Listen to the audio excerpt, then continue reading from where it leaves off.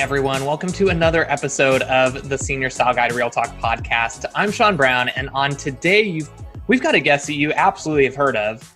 We've got Audrey Woulard, Kids in the City. Super pumped for this episode. She is a wealth of knowledge and someone that has spoken not only on the Push conference stage for Senior Style Guide, but also, a little brand called Nikon and Profoto that you may have heard of too. So she's kind of a big deal. And she is a phenomenal kids, teen, tween portrait photographer based in Chicago, Illinois, whose work is really geared toward, you shoot with a lot of natural light, but you do it in a way that looks so stylized and cool and interesting. And she also shoots with strobes and all that stuff too, but hence the Profoto. But she's just a wealth of knowledge. So super excited to dive into today's episode with Audrey. So welcome to Real Talk, Audrey. Thank you for having me. Thank you. You're welcome. You've been a guest that we've been meaning to have on for a while, and finally the stars aligned. We're both, at the time of filming this episode, in quarantine, so we didn't really have an excuse not to do this. But first, tell people a little bit about yourself, how you got started, just a little bit of your backstory if people haven't heard of you. I have been a professional full-time photographer for longer than I care to admit, but it's been 17 years. Started with photographing my kids. Really from there, I found myself, it grew and grew, but then I found that I was spending more time away from home rather than at home, and I didn't feel I was getting paid the way I wanted to be paid. So and that was after probably about a year. So after I did that, I really kicked it into full-time, gear, put an entire marketing plan, and literally it went from 0 to 60. And that's how I started. And it just kind of grew from there. And I know that sounds really cliche, but that's how I started. Well, I think you're like everyone's story where we have this idea that we want to be a photographer. And then we also realize that, we actually have to run this as a business. And so you mentioned the marketing plan in place. You mentioned kicking it into 0 to 60. So what did that look like in the beginning? And, you go from someone who's just taken photos, basically like we all do, to someone who is now speaking on the Nikon stage. Well, I think for me, the way I like to talk about marketing is that I think it all should work with your personality. I think that this, Sean, it's 1,000 ways that you can market and be, very successful at it. So the way I decided to do it was very much business to business. I was a shopper. What I used to do a lot of shopping, and I used to take my kids. I have 3 that are a year apart. So I used to put 2 in the double stroller, put 1 on like the little baby Bjorn thing. And I started to really look at, businesses that were in the areas that I wanted to market to. Because my main thought was, if they thought I was, worthy to promote, then their clients would too. It legitimizes me is the way I really looked at it. So I really, when I say I researched businesses, I mean, not so much the H&M, do you know what I mean? Not the chains. More like the boutiques, the small mom and pop shops. Yeah, exactly. That catered to the audience that I wanted to photograph. So it wasn't so much I wanted to work in that area. I looked at that as the main artery. So who drove in? And that's very much a Chicago thing where we all drive into the city. So who did they service? And I found a couple businesses, approached them and told them what I could do for them. I became friends. And if they started to say, hey, you really need to go see Audrey, then that kind of took 80% of what I really needed to do in terms of that marketing. So that's really what I did. I'm very much a feel-good marketer, if that makes that's probably not the right word, but if that makes any sense. Yeah. But yeah, that's what I did. So from what it sounds like, you almost went like old school influencer marketing in a way, where you take these businesses that are influencers in the community and form those connections that then stem into client relationships for yourself. Because there was no Facebook, there was no Instagram, I mean, I'm really dating myself, but there was none of that. So yeah, it was very much an influencer type, deal that, you go in there and then you work with them and you become their spokesperson. Same thing. Yeah. So let's touch on one thing that you mentioned, which is, if you weren't listening carefully, a subtlety of how you said it. And you said you approached them with what you could do for them. Yes. What I could do for them. Because I know, like, sometimes we when we look at that type of marketing, we always think about, well, what would the business get? Do you know what I mean? I guess it's the same thought process, but it's a little flipped. So it was really what I can do for them. What will I be able to bring to the table that would bring value? What can I do to drive business to your establishment? And I knew all the time was, all I need is a client list. I can take it from there. Literally, I just want the client list, and that's all that I cared about. I didn't care about making money, because I was going to make money on the back end once I got my hands on that client list, if that makes any sense. Yeah.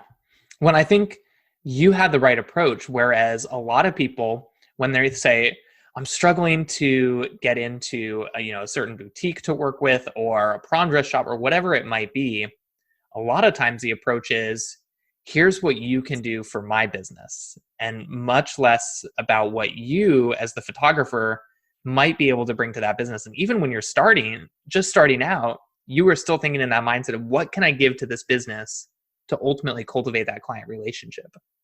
Exactly, because at the end of the day, I already knew what my goal was. I knew what I could get. I sometimes find photographers that I work with, they look at it, well, what can I get? How much should I charge them? How much money am I going to make? And I'm like, no, this is marketing. You already know what you want is more clients. That's what you want. You want to get your name out there. You want to bring brand loyalty, brand recognition, whatever you want to call it. That's your goal. You already know that. There's nothing more you need to really think about. From there, look at your business and say, hey, what could you bring to the table to them? Yeah. And that's pretty much it. Absolutely. We were talking a little bit beforehand about how the Kids in the City name started. How did you get the name Kids in the City, Audrey Woulard, and then all of a sudden your business is Kids in the City? People are calling you up. Tell that story. So for years, I was Audrey Woulard Photography. That was kind of the way that we did it in the early 2000s. And I was fine with it. Obviously, it worked. But when Instagram started getting big and my clients started growing up, after a session, they said, hey, can you post it on Instagram? And at the time, I only had like a personal Instagram page. And, I already had my brand recognition within the area, so I didn't really move past that. So on my personal page, I had like pictures of shoes, wine, just all types of inappropriate stuff. So when I was posting pictures of these kids, more kids were coming to my page, which was private. So I'm like, this is like, I don't want to, at that age, you can't like not accept them, because that's an entirely different animal that you want to deal with. So I was watching Sex and the City, and I'm like, I got to get a new, at the same time, I'm like, I got to get a new page. I'm editing, and I'm like, oh, I take pictures of kids in the city, Kids and the City. And literally the rest from that is history, because kids were telling their parents, these tweens, hey, you got to call Kids in the City. So they were calling my business, and if I didn't pick up, it said, you reached Audrey Woulard Photography. I was getting so many hangups. They thought they had the wrong number. And then they tend to dismiss their kids like, you don't know what you're talking about. You don't know. Only the persistent kids got their parents to explore. And they said, hey, I'm looking for Kids in the City, but is this the right number? And I'm like, oh, okay. So I decided to do a complete rebrand and call it Kids in the City. The funny thing is, though, I'm not getting the younger kids anymore, because they're not able to like put the two together. So it's like a whole mess, but it works now. I just kind of gave up little kids. So are you still Audrey Woulard Photography, or did you just like completely let that go? No, because that's like the whole brand, the whole corporation. And so then under there, I have doing business as. So gotcha. Doing business as Kids in the City. That would have been too much of I was about to say, that's like a bold change right there. Yeah, so I keep that part. Well, I have like an entire name. And then doing business as under that. But in terms of social media and all of that, it's Kids in the City. Now, like on Facebook, I do have Kids and the City / Audrey Woulard, so that people would know like the difference. So, yeah, they can find you if they're, just searching by your name on Facebook and that's exactly. That's so interesting. Tell us a little bit about your journey into your pro photo kind of and Nikon speaking life, because there are a lot of people that are like, how does that happen? Like, that's just such a cool thing. Like, how did that happen? So I wish I had an answer. I know I want to give like a complete answer. So pro photo, that came from a friend, a colleague at the time who was shooting with pro photo, and they said, hey, you really should try it. And I'm pretty good at natural light. So it took a lot of convincing. And I'm like, no, not going to do it. But I really respected this person and for what they did. So I was like, okay, I'll try it. And so from there, I tried it.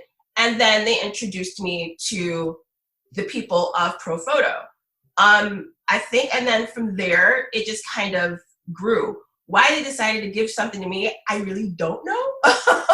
But I'm very thankful for it. But we did do like a little commercial for like one of their new products in Barcelona a couple years ago.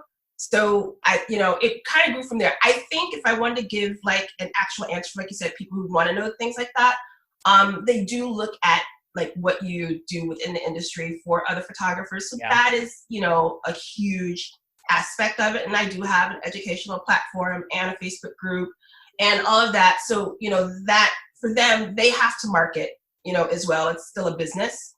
Nikon is a little different. They do look at, what you bring into the table in terms of educating other photographers. But how did they find they have these things called the NPS, Nikon Professional Services. Yeah. So my rep had mentioned me to the marketing people. And so basically they'll give you like a chance. And if you screw up, then you're gone. But if you don't screw up, they keep you around. No pressure, right? Yeah. Oh my gosh. If you see some of my speeches, you can see like the difference. I'm like, I'm Audrey Woulard. But yeah, so that's pretty much it. I mean, like I said, to really give a condensed answer, it's about who you know. Yeah. That's really... Well, I think that speaks to even just applying this to more of a client relationship thing. Once again, as photographers, a lot of what it is and how we generate leads sometimes comes from, who we know. Yeah. Who we photographed before, who's spreading the word for us. How much are you putting yourself out there? How much of it is very genuine? I think in this influencer age, and this is just me kind of speaking as, an older photographer now, but I just, I see a lot of things that might not be that genuine. And I think it's very easy to see, especially in this age, because I find this generation of photographers are very smart. Not that we weren't, but we didn't have that every day in your face. Do you know what I mean? Like, I was about to say there was a lot less out there when you were starting than it is today, where you can go to Google, you can go to a Facebook group and find what you need. None of that existed. Like, none of it existed. When I tell you how different it is, the reason too you have a lot of, probably a different topic, but why you have a lot of drop off is because it was hard for us to switch and innovate into that new social media, aspect. I still remember we had this big, huge like conference thing that I was doing with 3 other photographers, and they were all, and this when Facebook first opened up to the public, right? Well, not first opened up, but it was around when it got, like 06. And they're all like, well, you gotta get a Facebook account. Me, because I'm so defiant, I'm like, nope, not doing it. I'm not getting one. I was like one of the last photographers at my, level who got like a complete I'm talking like a personal Facebook page. I like avoided it. So I think, just circling back, when you're looking, clients, working with brands, working with photographer brands, I think the best advice I can give is to just be yourself. And that transcends through anything that you do. I just think people can kind of sniff it out if we're making a personality. Do you know what I mean? Yeah. So I don't know. That's my thought.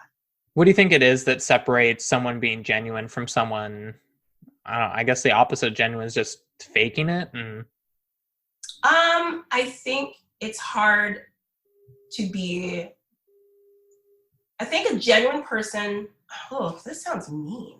I think being... This is real talk. Like, this is, we're getting into it today.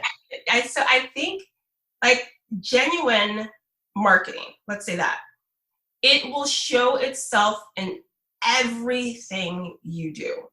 I mean, how you speak, what you show, it transcends, it goes across all boundaries. When someone is not very genuine, it seems very surface level. You don't see anything underneath it. So, like, I'm trying to get with you young people and really be more, like, I hate, like, doing lives and all of that, you know what I mean? And it's more because it just wasn't something that I did, you know what I mean? But when people meet me, they're like, oh yeah, Audrey's blah, blah, blah. So it's like, if you're very surface level, you're not going to be able to, like, what's the word I want to say? You're not going to be able to, like, let your hair down. Do you know what I mean? Mm-hmm. Like, if someone's always like this, you can see it and they're always on. But you want to kind of catch someone when they're like this. Are they the same? Are they not the same? That's kind of how you can tell. I don't know. I know I'm rambling, Sean. No. Do that. Well, and I think for the photographers listening, when they hear something like that, they need to understand that your clients want someone when they're, kind of sitting back in the chair at the end of the day. They want that photographer. And if you're trying to put up, I guess like a facade or something like that, that is not who you are, your clients are going to see right through that.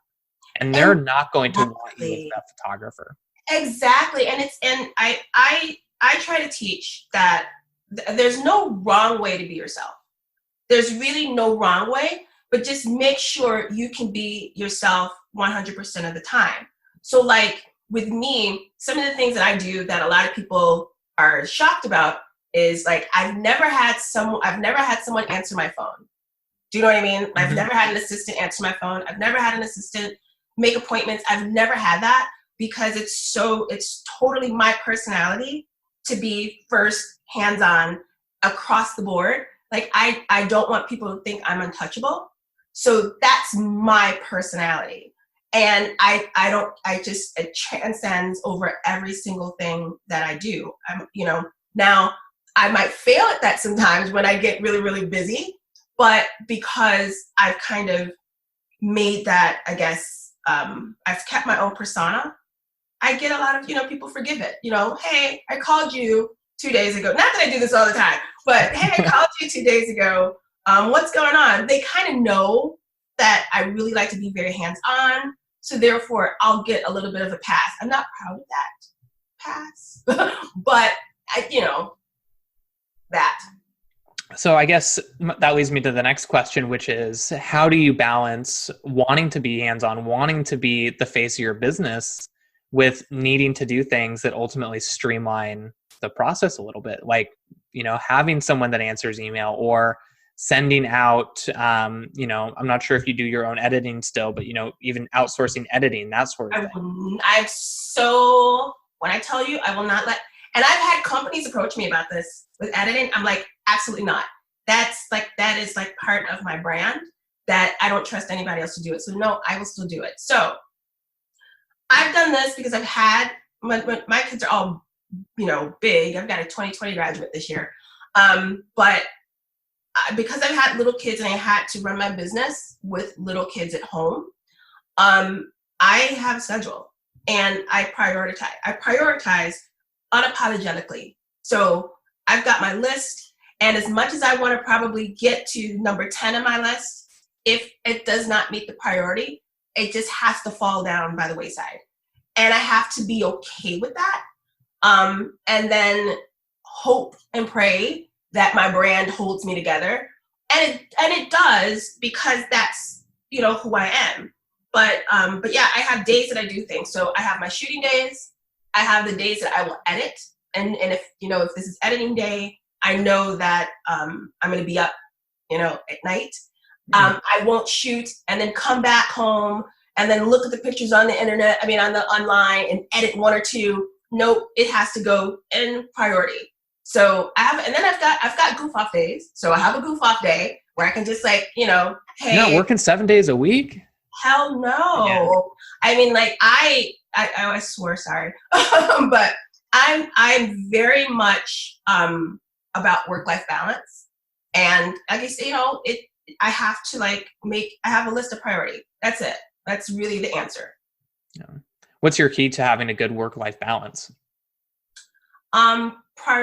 You have what's important to someone else might not be important to me. And I have to have my level of, you know, what I consider to be important. No one else can tell me what they think is important. I know what it is. So, for example, you know, my family has always been the most important thing. Anything that I do surrounds them. I will turn down something because of my kids in a heartbeat. And trust me, I've had people tell me, why are you saying no to this? Your kids are 18. And I'm like, I'm not missing graduation. I'm not missing that. I did not miss a basketball game. Never. I would tell you this story too, just to show you how deep I am with this. My now 19-year-old, he's a freshman in college, but last year he was a senior. So you had senior night, you had all of those things, right? Because my husband works in the business, so we're together.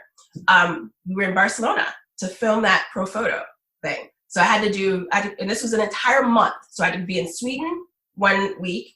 And then and it was like a couple days in between, like 3-4 days. And then we had to fly out to Barcelona. There was a basketball game. We left Sweden, flew all the way back to Chicago just to see that basketball game. We walked in at like halftime. We walked in at halftime and had to fly out to Barcelona the next day. And people thought I was crazy to do that, but it was really important to me, you know, to do, to do that. Even he had senior night. I still remember this, and had to teach at WPPI. And there was only one flight out to Vegas at 10:30. And it was with the jankiest airline ever in the world.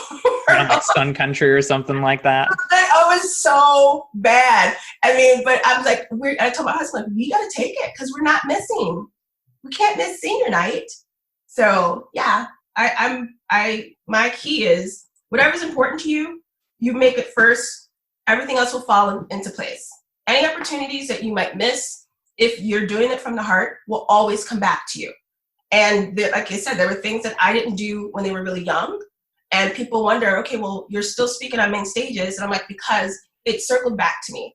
You know, it ended up circling back. I used to say no all the time. I was even known for saying, don't ask Audrey, she's going to say no.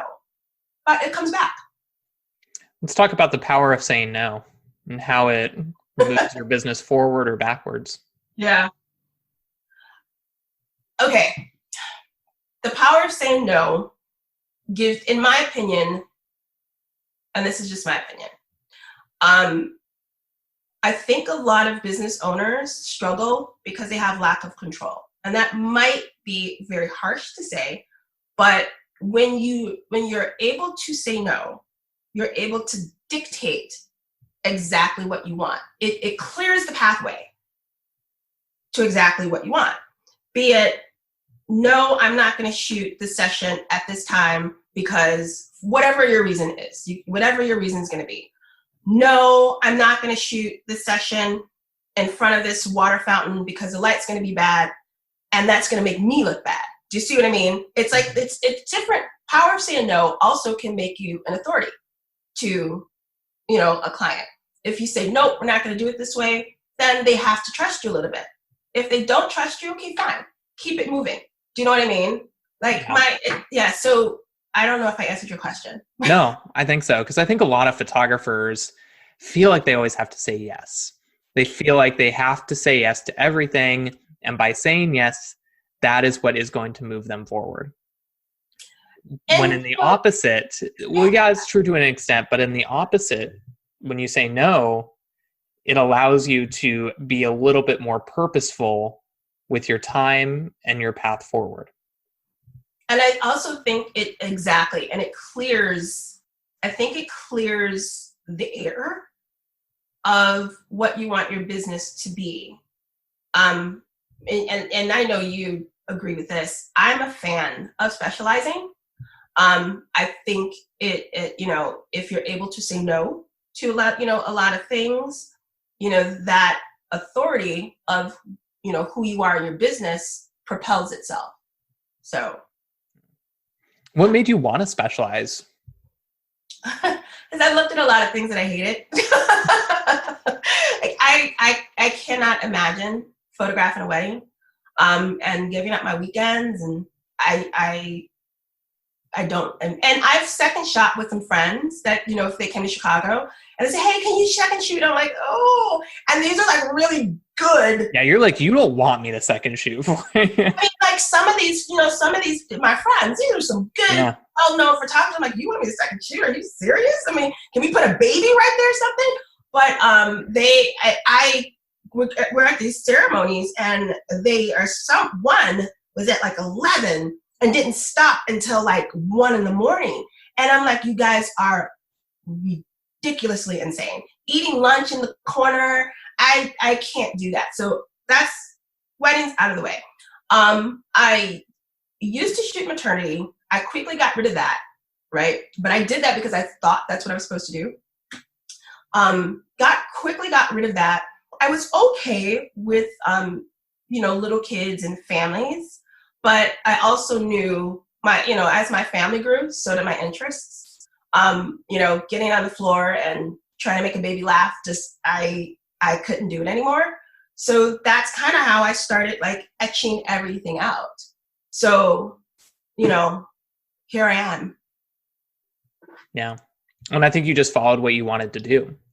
And I think so many photographers, when I first started, it was like probably like year 1, probably maybe like year 2. And I was like, you know what? I want to like just try out weddings. Like, let's just see what it is. And I found out that weddings was not the name of the game for me very quickly. Yeah, I found that out very quickly. I second shot one wedding. I was like, you know what? It was a good experience, but it's just not for me. And I think for a lot of photographers, they, that haven't maybe niche down or specialized yet, they think, if I just do everything, I'm going to have so much more business because everyone's going to want me. And now I'm going to be shooting newborns and maternity and weddings and seniors and tweens and teens and all that stuff. When in reality, you're not speaking to anyone if you're trying to hit everyone. That is so true. Case in point, seniors. So I was photographing, I probably photographed more tweens than anyone. Like that was my bread and butter. Now tweens are now like the bulk of it. When I was like, the bulk of them are seniors. The bulk of them graduated this year. And ironically, I haven't been able to photograph anybody for their senior pictures because of the, coronavirus. But with that said, now I'm really, now that my kids are out of school, I'm really going to move like 100% into seniors. Like kick that into full drive. Like I've always photographed them because you had to, because but that wasn't, like you said, I wasn't speaking to that group. I just got that group. But now I'm like, you know what? The same way I spoke to tweens, I'm going to go ahead and speak to seniors that way. Well, I think there's a difference between getting, a couple senior inquiries if you're not speaking to them versus being intentional with speaking to them. Exactly. The same reason, I've gotten just this year alone 3 or 4 wedding inquiries from past clients. And I was like, I would love to shoot your wedding. First of all, I want you to have good wedding photos, so you probably shouldn't hire a wedding photographer because I do care about you guys. Yes. But, it happens to come. But I think that when you switch over, like you said, you went from kids to tweens and you saw it explode. I think that was because you were intentional and purposeful with your message. Exactly. And I already know that I have to switch my message. Like I was going to do it last year, but I wasn't prepared to switch my message. Do you know what I mean? Mm-hmm. Yet. And I'm very intentional with my marketing. And I was going to do it last year. And, you know, my kids are in high school. And well, they were. I get one left. You know what I'm saying? When you get 3 in a row, you don't know where they are anymore. But like, you know, then, and they were really popular athletes. And so they were kind of like, well, Mom, you know, are you going to photograph like my friends? And I said, well, I don't know. I mean, do you like want me like not to? They said, you know, my 19-year-old, he said, well, it'd be really cool if you didn't. And I said, okay, you know, I don't know. I said, I can wait till you go, you know, to college, because what I was going to do, because I do a lot of work in the city, like downtown, but I was going to target where I live because it was just easier. Do you know what I mean? I know all of the schools because of my own kids. I just never marketed there, like literally. And they kind of knew, they're like, oh, she doesn't do it out here. But like, I was going to really like kick it in the full drive next year. Well, yeah. I guess it's looking like next year. Yeah. Is there something that's holding you back aside from the kids diving into, you know, fear of switching over and just anything holding you back? Yeah, the marketing, because I already know what I need to do, and that's just more work. Do you know, like, you know what I mean? Like changing the message, changing everything. And I'm slowly doing it now because because all of these kids that I photographed are all seniors. Mm-hmm. So I'm slowly doing it, but like really moving forward, marketing the way I like to market. That takes like work and intentional like work. So, you know, that was it. I mean, like that literally was the only thing. When I think a lot of people listening, they know what they need to do. They don't necessarily want to do it, or they fear that it's going to be more work, it's going to take more time, it's going to be more stress. Like there are a lot of, you know, emotions that accompany having to do a drastic switch like that. And I think there are a lot of photographers out there that know deep down they need to do it. Right. Like it doesn't, you know, especially now I always say clients have a million choices. I think today's photographer, they shoot way better than we did back in the day. The amount of talent that's out there is just, it's a lot. And knowing that aspect of it, your marketing, well, obviously you got to take a picture, great. But from that part, the marketing aspect has to be, you know, purposeful. That's the best way. You know, I'm trying to make sure I'm using my vocabulary words right, but it has to be very purposeful. And knowing, like you said, once you know what you're going to do, it's really not work because it's coming. It's genuine. It goes, you know what I mean? Back to what we were talking about earlier. It's genuine. You know what you need to do. Just do it. Yeah. Literally. Well, and I think that's so true. You just, like you said, you just do it, because there are a lot of photographers that they spend so much time trying to make sure that it's perfect. Because I think that tricks the mind at letting them think that they're doing something. The preparation of it all is, you know, you got to work. Well, it not only tricks the mind into feeling like they're doing something, it also tricks the mind and gives it an excuse because there's no perfection. If you're seeking for perfection, it gives them the excuse of not putting it out there because you always are moving towards that idea of perfection. But it's kind of like, you know, the horse chasing the carrot in front of the car. The horse is never going to get the carrot because the carrot keeps moving. Relative to the horse. And so people feel like they work, but they're really not doing what they need to. Exactly. Yeah. That's exactly it. Yeah.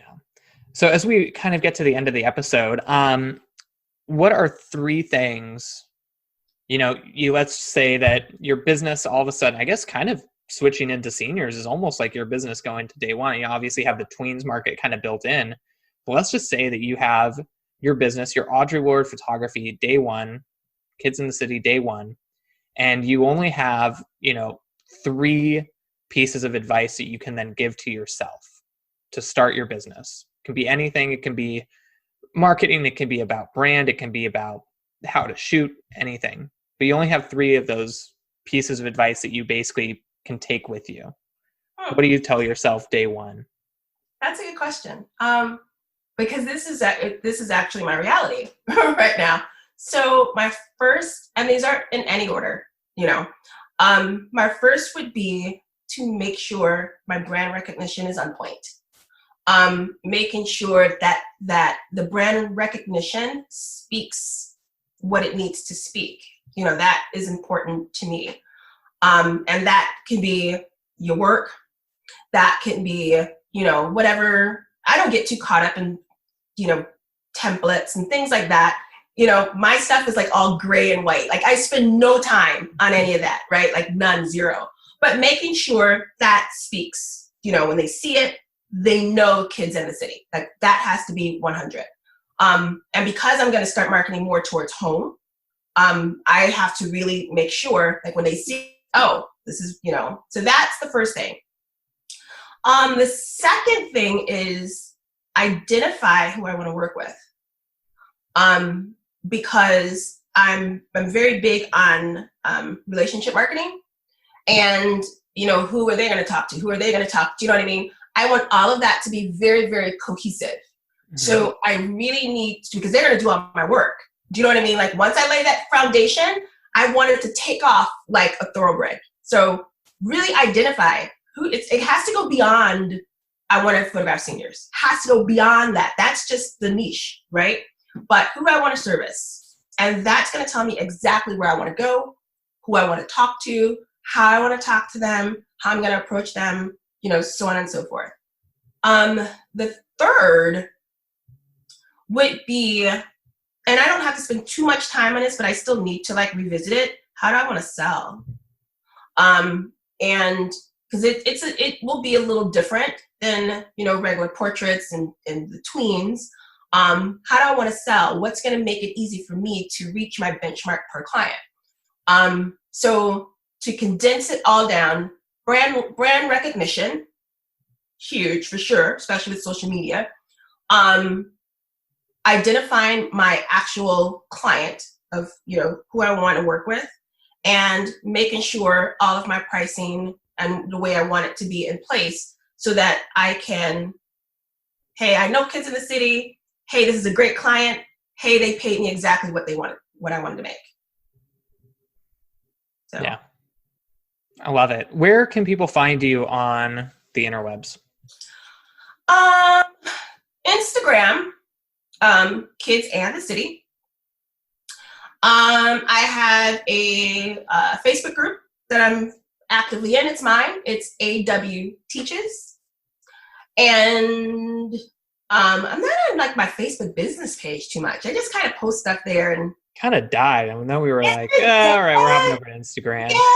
I'm like, oh, maybe I should upload something on Facebook. I mean, like literally, so don't post a question there. But but those would be the 2, places you can find me. Awesome.